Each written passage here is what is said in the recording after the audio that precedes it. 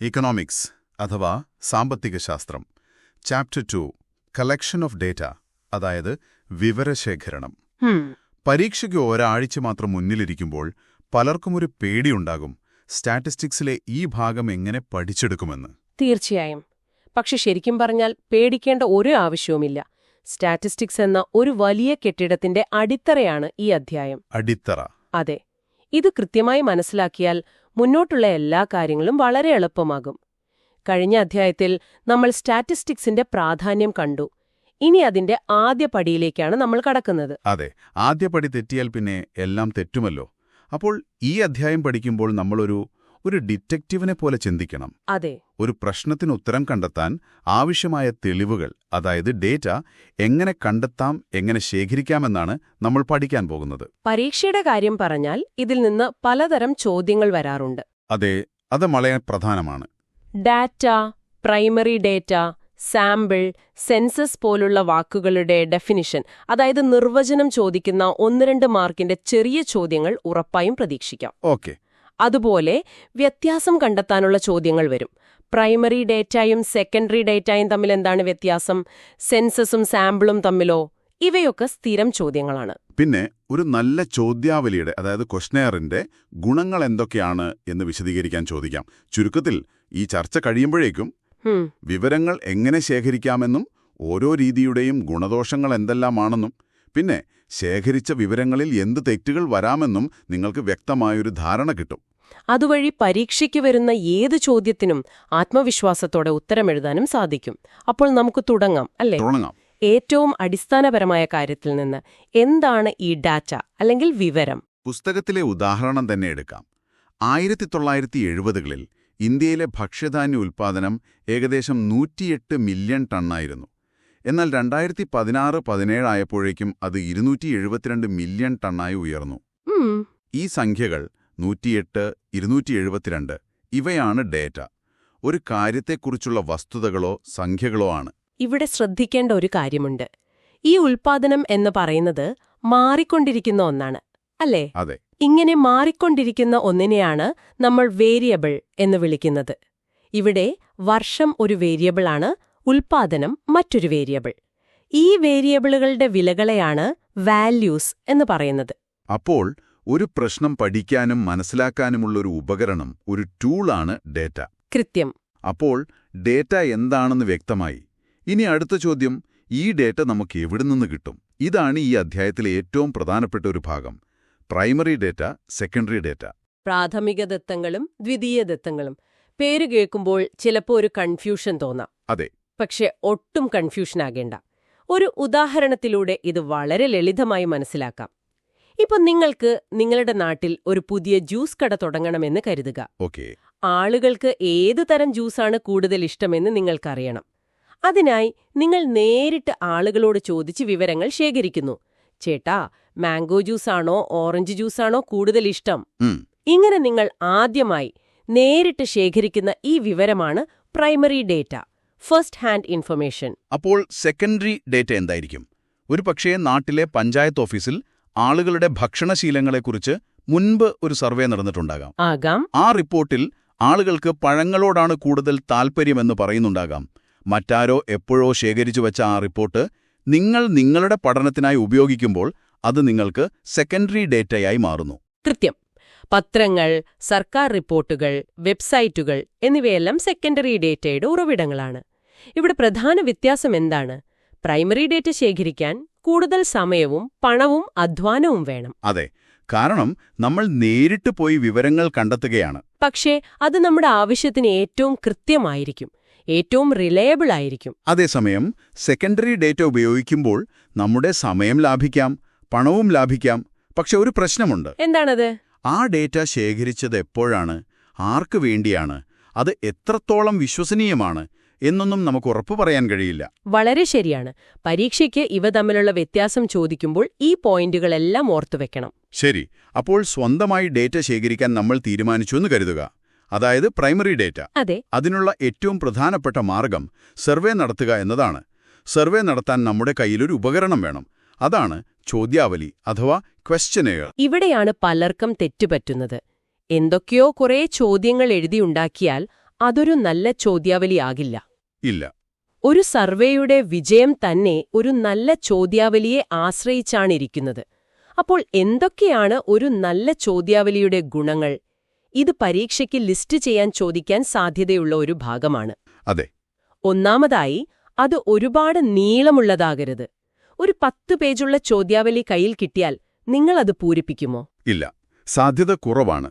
രണ്ടാമതായി, ചോദ്യങ്ങൾ ലളിതവും വ്യക്തവുമായിരിക്കണം. കട്ടിയുള്ള വാക്കുകൾ ഉപയോഗിച്ച ആളുകളെ കുഴപ്പിക്കരുത്. മൂന്നാമത്തെ പോയിന്റ് വളരെ പ്രധാനമാണ്. ചോദ്യങ്ങൾ ഒരു പ്രത്യേക ക്രമത്തിൽ ചോദിക്കണം. പൊതുവായ ചോദ്യങ്ങളിൽ നിന്ന് തുടങ്ങി കൂടുതൽ സ്പെസിഫിക് ആയ ചോദ്യങ്ങളിലേക്ക് പോകണം. ഒരു ഉദാഹരണം പറയാമോ? നമ്മുടെ ജ്യൂസ് കടയുടെ ഉദാഹരണം തന്നെ എടുക്കാം. ഒരു ജ്യൂസിന് 70 രൂപ കൂടുതലാണോ എന്ന് നേരിട്ട് ചോദിക്കുന്നതിന് പകരം സാധാരണ പുറത്തു പോകുമ്പോൾ ജ്യൂസ് കുടിക്കാറുണ്ടോ എന്ന് ആദ്യം ചോദിക്കാം. അതെ. എന്നിട്ട് പതുക്കെ വിലയുടെ കാര്യത്തിലേക്ക് വരാം. അതുപോലെ വ്യക്തമല്ലാത്ത ചോദ്യങ്ങൾ ഒഴിവാക്കണം. നിങ്ങൾ ഒരു മാസം ഒരുപാട് പണം ജ്യൂസിനായി ചിലവാക്കാറുണ്ടോ എന്ന് ചോദിക്കുന്നതിൽ ഒരു വ്യക്തതയില്ല. ഒരുപാട് എന്നു പറഞ്ഞാൽ ഓരോരുത്തർക്കും ഓരോ അർത്ഥമാണ്. അതെ. പകരം ഒരു മാസം ഏകദേശം എത്ര രൂപ ജ്യൂസിനായി ചിലവാക്കാറുണ്ട് എന്ന് ചോദിച്ച് ഓപ്ഷനുകൾ നൽകാം. 100 രൂപയിൽ താഴെ, 100, 200 എന്നിങ്ങനെ. ഇനി പറയുന്ന കാര്യം നമ്മൾ സംസാരത്തിൽ പോലും ശ്രദ്ധിക്കേണ്ട ഒന്നാണ്. ലീഡിംഗ് ക്വസ്റ്റ്യൻസ്, അതായത് ഉത്തരം നൽകാൻ പ്രേരിപ്പിക്കുന്ന ചോദ്യങ്ങൾ. അതെ. ഞങ്ങളുടെ ഈ അടിപൊളി മാംഗോ ജ്യൂസിന്റെ രുചി നിങ്ങൾക്കിഷ്ടപ്പെട്ടില്ലേ എന്ന് ചോദിച്ചാൽ മിക്കവാറും ആളുകൾ ഇഷ്ടപ്പെട്ടു എന്ന് പറയാൻ നിർബന്ധിതരാകും. അത് നമ്മുടെ സർവേയെ തെറ്റായ ദിശയിലേക്ക് നയിക്കും. കൃത്യം. പകരം ഈ മാംഗോ ജ്യൂസിനെക്കുറിച്ച് എന്തു തോന്നുന്നു എന്ന് നിഷ്പക്ഷമായി ചോദിക്കുന്നതാണ് ശരി. ഈ ചോദ്യാവലിയിലെ ചോദ്യങ്ങളെ നമുക്ക് രണ്ടായി തിരിക്കാം: ക്ലോസ്ഡ് എൻഡഡും ഓപ്പൺ എൻഡഡും. ഓക്കെ. ക്ലോസ്ഡ് എൻഡഡ് ചോദ്യങ്ങളിൽ ഉത്തരങ്ങൾ നമ്മൾ തന്നെ ഓപ്ഷനായി നൽകും. അതെ അല്ലെങ്കിൽ ഇല്ല എന്നുത്തരം പറയാവുന്നവ, അല്ലെങ്കിൽ 4 ഓപ്ഷനിൽ നിന്ന് 1 തിരഞ്ഞെടുക്കാവുന്ന മൾട്ടിപ്പിൾ ചോയ്സ് ചോദ്യങ്ങൾ. ഇവയുടെ ഗുണം വിശകലനം ചെയ്യാൻ വളരെ എളുപ്പമാണെന്നതാണ്. എന്നാൽ അതിനൊരു ദോഷവുമുണ്ട്. ചിലപ്പോൾ ഒരാളുടെ യഥാർത്ഥ അഭിപ്രായം നമ്മൾ കൊടുത്ത ഓപ്ഷനുകളിലുണ്ടായിക്കൊള്ളണമെന്നില്ല. അതെ.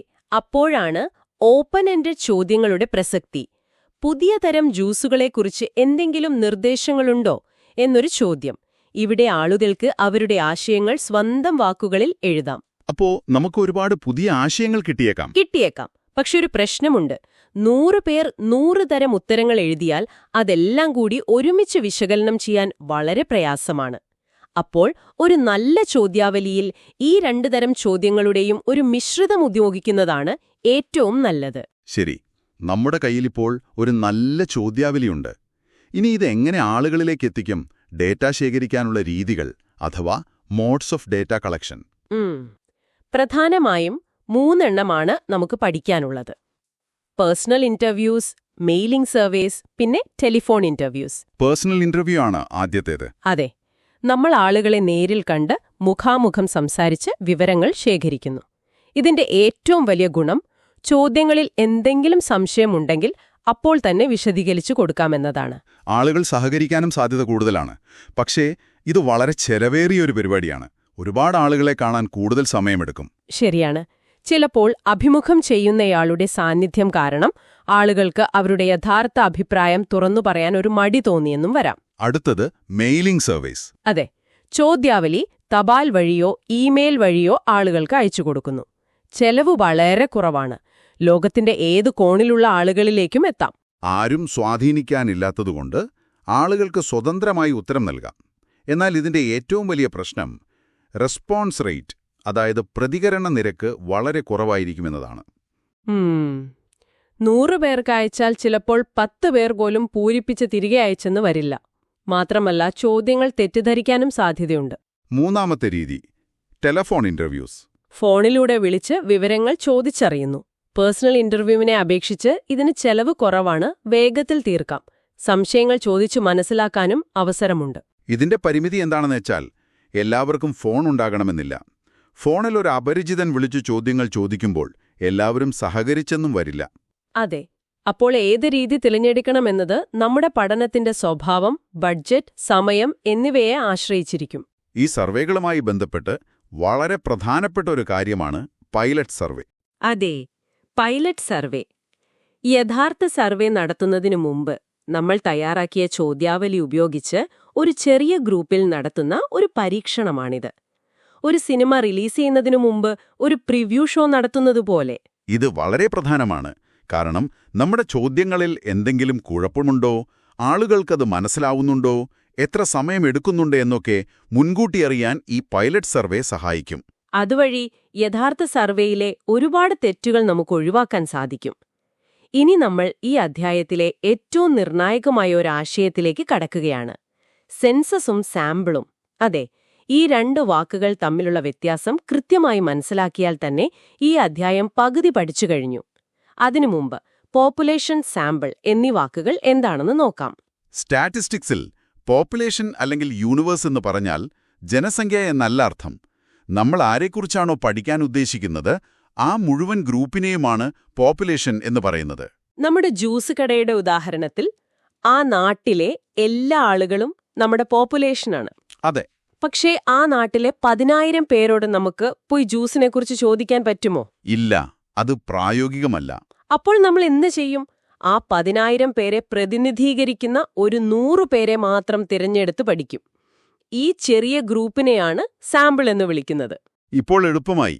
സെൻസസ് മെത്തേഡ് എന്ന് പറഞ്ഞാൽ പോപ്പുലേഷനിലെ ഓരോ അംഗത്തിൽ നിന്നും വിവരം ശേഖരിക്കുന്ന രീതിയാണ്. ഇന്ത്യയിൽ 10 വർഷം കൂടുമ്പോൾ നടക്കുന്ന സെൻസസ് ഇതിന് ഏറ്റവും നല്ല ഉദാഹരണമാണ്. അവിടെ ഒരൊറ്റ ആളെ പോലും ഒഴിവാക്കാതെ എല്ലാവരിൽ നിന്നും വിവരങ്ങൾ ശേഖരിക്കുന്നു. അതേസമയം സാമ്പിൾ മെത്തേഡിൽ നമ്മളെ പോപ്പുലേഷനിൽ നിന്ന് ഒരു സാമ്പിൾ തിരഞ്ഞെടുത്ത് അവരിൽ നിന്ന് മാത്രം വിവരങ്ങൾ ശേഖരിക്കുന്നു. മിക്ക സർവേകളും സാമ്പിൾ സർവേകളാണ്. കാരണം ഇത് ചെലവ് കുറയ്ക്കുന്നു, സമയം ലാഭിക്കുന്നു, ചെറിയ ഗ്രൂപ്പായതുകൊണ്ട് കൂടുതൽ ആഴത്തിൽ പഠിക്കാൻ സാധിക്കുന്നു. ഇവിടെ ഒരു പ്രധാനപ്പെട്ട ചോദ്യം വരുന്നുണ്ട്. ആ 100 പേരെ എങ്ങനെ തെരഞ്ഞെടുക്കും? ഞാൻ എന്റെ കൂട്ടുകാരെ മാത്രം തെരഞ്ഞെടുത്താൽ മതിയോ? ഇല്ല, അവിടെയാണ് സാമ്പിളിംഗ് രീതികളുടെ പ്രാധാന്യം. പ്രധാനമായും 2 രീതികളുണ്ട്: random sampling, non random sampling. Okay. Random സാമ്പിളിംഗിൽ പോപ്പുലേഷനിലെ ഓരോരുത്തർക്കും സാമ്പിളിൽ തിരഞ്ഞെടുക്കപ്പെടാൻ തുല്യമായ അവസരം ലഭിക്കുന്നു. ഒരു ലോട്ടറി എടുക്കുന്നത് പോലെ ആര് വേണമെങ്കിലും തിരഞ്ഞെടുക്കപ്പെടാം. ഇവിടെ നമ്മുടെ ഇഷ്ടത്തിനോ സൗകര്യത്തിനോ സ്ഥാനമില്ല. എന്നാൽ നോൺ റാൻഡം സാമ്പിളിംഗിൽ അങ്ങനെയല്ല. ഗവേഷകന്റെ സൗകര്യമനുസരിച്ച് സാമ്പിളിനെ തെരഞ്ഞെടുക്കുന്നു. ഉദാഹരണത്തിന്, എന്റെ വീടിനടുത്തുള്ള 100 പേരോട് മാത്രം ഞാൻ വിവരങ്ങൾ ചോദിക്കുന്നു. അതെനിക്ക് എളുപ്പമാണ്. പക്ഷേ അതാ നാടിനെ മുഴുവൻ പ്രതിനിധീകരിക്കുന്നുണ്ടോ എന്നുറപ്പില്ല. ശരിയാണ്. അതെ. തിരഞ്ഞെടുപ്പ് സമയത്ത് ചാനലുകൾ നടത്തുന്ന എക്സിറ്റ് പോൾസ് ഒരുതരം സാമ്പിളിംഗ് ആണ്. അവർ എല്ലാ വോട്ടർമാരോടും ചോദിക്കുന്നില്ല, ചില ബൂത്തുകളിൽ നിന്ന് തിരഞ്ഞെടുക്കപ്പെട്ട കുറച്ചുപേരോട് മാത്രം ചോദിക്കുന്നു. ആ ഫലം ശരിയാകാം, തെറ്റാം. കാരണം അതൊരു സാമ്പിൾ മാത്രമാണ്. അതെ, ഈ തെറ്റെന്ന വാക്ക് പ്രധാനമാണ്. സർവേ നടത്തുമ്പോൾ തെറ്റുകൾ സംഭവിക്കാൻ സാധ്യതയുണ്ടോ? ഉണ്ടെങ്കിൽ അവ ഏതെല്ലാമാണ്? ഇതും പരീക്ഷയ്ക്ക് വളരെ പ്രധാനപ്പെട്ട ഒരു ഭാഗമാണ്. സാമ്പിളിംഗ് എറേഴ്സും നോൺ സാമ്പിളിംഗ് എറേഴ്സും. സാമ്പിളിംഗ് എറർ, പേര് സൂചിപ്പിക്കുന്നതുപോലെ ഇത് സാമ്പിൾ എടുക്കുന്നതുകൊണ്ട് മാത്രം സംഭവിക്കുന്ന ഒരു തെറ്റാണ്. നമ്മൾ മുഴുവൻ പോപ്പുലേഷനെയും പഠിക്കുന്നതിന് പകരം ഒരു സാമ്പിളിനെ മാത്രം പഠിക്കുന്നതുകൊണ്ട് സ്വാഭാവികമായും ഒരു വ്യത്യാസം വരും. അതായത് പോപ്പുലേഷന്റെ യഥാർത്ഥ ശരാശരിയും നമ്മുടെ സാമ്പിളിന്റെ ശരാശരിയും തമ്മിലുള്ള വ്യത്യാസം. കൃത്യം. നമ്മുടെ ജ്യൂസ് കടയുടെ കാര്യത്തില് നാട്ടിലെ എല്ലാവരുടെയും അഭിപ്രായത്തിൽ മാംഗോ ജ്യൂസിനാണ് 60% പേർക്കും ഇഷ്ടം എന്ന് കരുതുക. പക്ഷെ നമ്മളെടുത്ത 100 പേരുടെ സാമ്പിളിൽ 55% പേർക്കേ മാംഗോ ഇഷ്ടമുള്ളൂ. ആ 5%ത്തിന്റെ വ്യത്യാസമാണ് സാമ്പിളിംഗ് എറർ. ഇതെങ്ങനെ കുറയ്ക്കാം? അതെ, അതാണ് ചോദ്യം. വളരെ ലളിതമാണ്. സാമ്പിളിന്റെ വലിപ്പം കൂട്ടുക. 100 പേർക്ക് പകരം 500 പേരോട് ചോദിച്ചാൽ നമ്മുടെ ഉത്തരം യഥാർത്ഥ വിലയോട് കൂടുതൽ അടുത്തുവരും. അങ്ങനെ എറർ കുറയും. എന്നാൽ രണ്ടാമത്തെ തരം എററായ നോൺ സാമ്പിളിംഗ് എറേഴ്സ് കുറച്ചുകൂടി അപകടകാരിയാണ്. സാമ്പിൾ വലിപ്പം കൂട്ടിയതുകൊണ്ട് മാത്രം ഈ തെറ്റുകൾ കുറയണമെന്നില്ല. അതെ, എന്തിന് ഒരു സെൻസസിൽ പോലും, അതായത് എല്ലാവരെയും പഠിക്കുമ്പോഴും ഈ തെറ്റുകൾ സംഭവിക്കാം. അതെങ്കിലേ? അതിന് പല കാരണങ്ങളുണ്ട്. ഒന്ന്, എറേഴ്സ് ഇൻ ഡേറ്റ ആക്വിസിഷൻ, അതായത് വിവരങ്ങൾ രേഖപ്പെടുത്തുമ്പോൾ വരുന്ന തെറ്റുകൾ. മറുപടി പറയുന്നയാൾ 31 എന്ന് പറഞ്ഞത് നമ്മൾ 13 എന്ന് കേട്ടെഴുതുന്നു. അല്ലെങ്കിൽ അയാൾ മനഃപൂർവ്വം തെറ്റായ വിവരം നൽകുന്നു. അതുമാകാം. മറ്റൊന്നാണ് നോൺ റെസ്പോൺസ് എറേഴ്സ്. നമ്മൾ സാമ്പിളിൽ തിരഞ്ഞെടുത്ത ഒരാളെ കാണാൻ കഴിയുന്നില്ല, അല്ലെങ്കിൽ അയാൾ ഉത്തരം നൽകാൻ വിസമ്മതിക്കുന്നു. അപ്പോൾ ആ ഭാഗത്തെ വിവരങ്ങൾ നമുക്ക് നഷ്ടപ്പെടും. അപ്പോൾ നമ്മൾ നേരത്തെ ചർച്ച ചെയ്ത ചോദ്യാവലിയിലെ തെറ്റുകളും, ഉദാഹരണത്തിന് ഒരു ലീഡിംഗ് ക്വസ്റ്റ്യൻ ചോദിക്കുന്നത് പോലും ഒരു നോൺ സാമ്പിളിംഗ് എററിലേക്ക് നയിക്കാമല്ലോ. തീർച്ചയായും. ഇവയെല്ലാമാണ് നോൺ സാമ്പിളിംഗ് എറേഴ്സ്. ഇവ സാമ്പിളിംഗ് എററിനേക്കാൾ ഗൗരവമുള്ളതായി കണക്കാക്കുന്നു. കാരണം ഇവ കണ്ടെത്താനും തിരുത്താനും വളരെ പ്രയാസമാണ്. അവസാനമായി, ഇന്ത്യയിൽ ഈ വിവരശേഖരണം നടത്തുന്ന പ്രധാനപ്പെട്ട ഏജൻസികൾ ഏതൊക്കെയാണെന്ന് കൂടി ഓർത്തിരിക്കുന്നത് നല്ലതാണ്. 2 എണ്ണം നിർബന്ധമായും അറിഞ്ഞിരിക്കണം. ഒന്ന്, സെൻസസ് ഓഫ് ഇന്ത്യ.